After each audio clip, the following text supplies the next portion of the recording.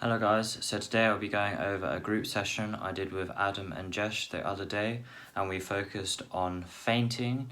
We did do some O'Malley feints, they will come up later in the video, but first of all we started on general feints, closing the distance whilst doing so. We also ensured that we practiced in both stances, so that meant that more movement was available.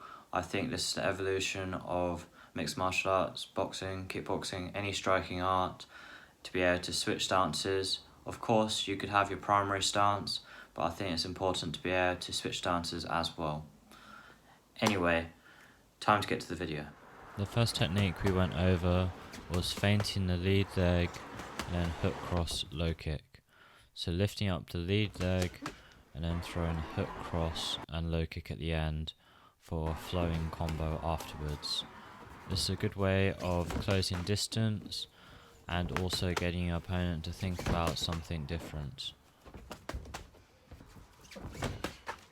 It's important to sell this kick to make it look like it actually is coming in for the rest of the combo to work. After this, we added a body shot and a low kick afterwards. So here I'm saying to kick the same point of the leg twice. Imagine if you're chopping a tree down, you wouldn't cut all the way around, you would chop at the same point each time to ensure that the damage is in one area. So here we see the low kick lands in the same place both times to deaden the leg in the same place.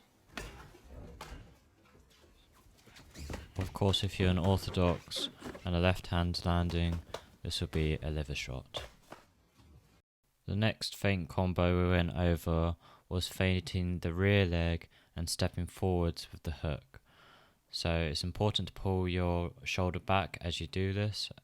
Here I'm explaining this, as well as you can come round with the fake to get their attention more, to make it look like a roundhouse kick, but you can also come straight forwards as well.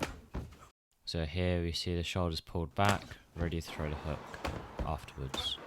Once again, we are closing the distance with this step forwards and also getting our feint in there at the same time. To add on, we added a cross kick cross. This meant that you returned back into your original stance, whether this was orthodox or southpaw. So you would use the kick to come forwards after and then throw the cross in as you landed forwards. This is a good weight transfer because when you throw the kick you're often leaning back, and then as you come in with the cross you're coming back forwards again.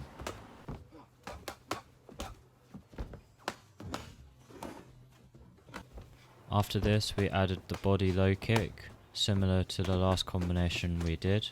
This meant that you had two liver shots in a row. So here we can see the first one, and then you step forward to the punch, and then you got the second liver shot, and then a low kick. If you were in a certain stance, so the other stance you wouldn't have got this, but one stance you had this double body shot, which emphasized the damage in that area. And once again, you're punching and kicking opposite sides, making it harder to block and herding your opponent in.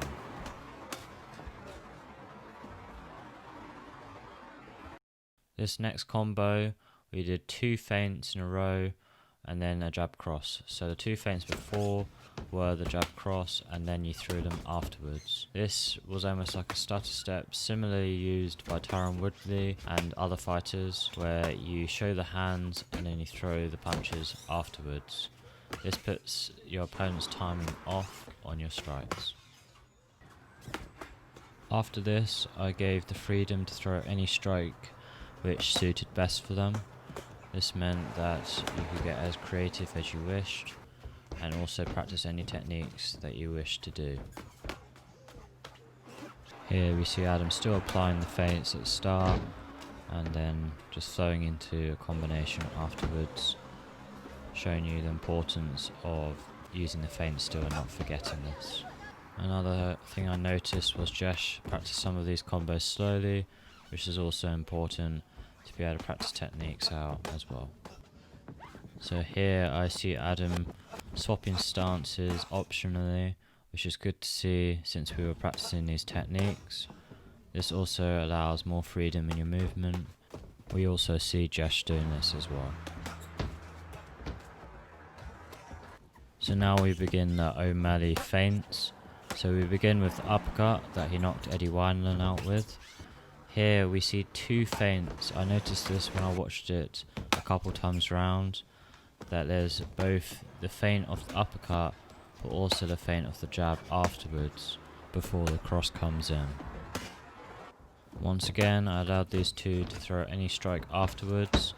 This meant that they could use this feint and also apply other techniques to it, finding out what was most appropriate after this O'Malley feint. Once again, more practice was done on switching stances and therefore covering more distance during these combos.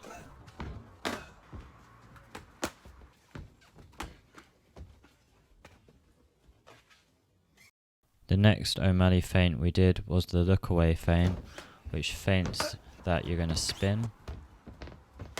I encouraged a couple feints beforehand so that the opponent didn't know when you were going to come forwards. This also got more practice in on the look away feint, which is actually quite hard to do for accuracy. So just being able to know where the target is without having to use your visuals to do so is a good practice.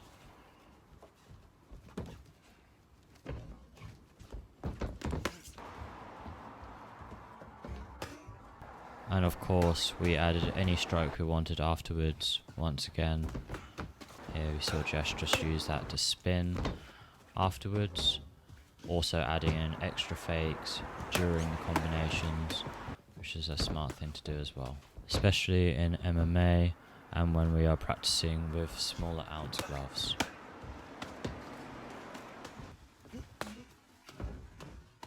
So now we went on to the O'Malley spin, and this is just me explaining the importance of turning your head last minute, but then your head being the first thing to turn around. You see this in ballet, and this helps you not get as dizzy and also see the target you're going to hit. So the combo was jab, spinning back fist, and then head kick afterwards. There was no feints involved in this, but it was set up with the last feint we just did, so I thought we might as well practice this as well. So there you see a display of Adam turning his head effectively not to get dizzy. Now we added a cross in between on the spin. This is a subtle movement that is done by O'Malley sometimes to get the person to raise their hands as well as lining up the target for the kick. Also, why not? It is available and it just fits right in the combination quite smoothly, and there's no downside really to this. So once we finished the specific technique work, we went on to single shot sparring to put this into a live situation. I decided to do single shot sparring because this meant that more feints would have to be utilised and more thought would have to put in during the sparring to get your shot off. So just here we can see leg kicks getting exchanged and Adam faking the cross to get that hook in but not quite landing. Throughout the spar, Jesh especially threw a lot of stabbing push kicks, which are effective technique to utilise especially during this. Here we see the hand touches, and Adam uses this to gauge the timing and slot a leg kick in. See, another stabbing kick under the elbows, and here we see some head movement, but also ultimately Adam using his pressure and herding in. Another use of the hand touch is done here. Luckily Jesh angle changed off to avoid this.